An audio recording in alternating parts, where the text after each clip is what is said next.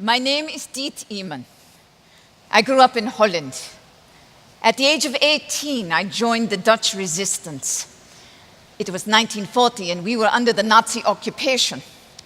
Now, the Dutch resistance was made up almost entirely of Christians. They were young people like myself. And we believed in living out Jesus' words of loving our neighbors by helping the Jews, hiding them, saving their lives.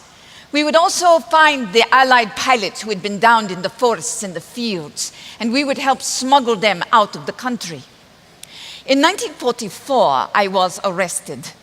I had the wrong color stripe on my false ID card, and I was sent to Scheveningen prison, where I lived for a year. I was waiting the day that I would be interrogated. Now, I did not know what day that interrogation would be, but what I did know was that by the decision of the interrogator, I would either be released, sent to a prison camp, or immediately executed. I lived in a cell that was, the size was meant for one person, but there were 5 of us crammed in there. We would take turns to sleep on the beds or on the floors. The days were long. The routine did not vary. We would have 1 hour of exercise a day, and then we would come back into our cell, where we would sit and talk. I have the 2 of clubs, the 2 of spades, and the 2 of diamonds.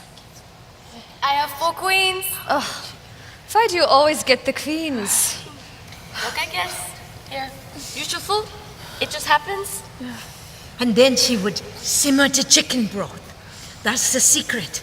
You simmer the broth and cook it down slowly. My grandmother would put herbs from her garden in it. Oh, what kind? Basil? No, I don't know. And then there would be the signal. That meant the guards had taken a break. And at the signal also meant that the women could go over to the wall. Some would scratch marks on it to count the days that they had been there. There would always be someone who would cover the door as well, and cover the peephole especially, as it was considered a hideous crime to mar the walls. Other women would go over and scratch in messages.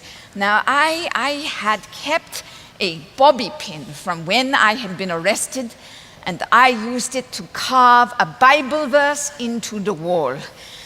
Lo, I am with you always, even to the end.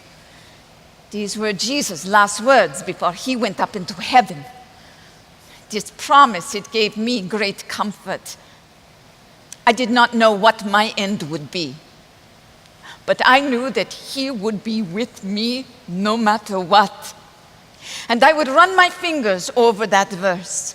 Lo, I am with you always, even to the end.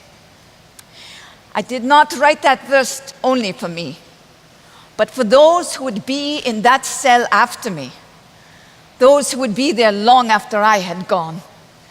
Lo, I am with you always, even to the end. I am now 95 years old, and I have told this story many times, and I now share it with you. Treasure it, hold it, memorize it, keep it in your heart, for it is your promise too. Lo, I am with you always, even to the end.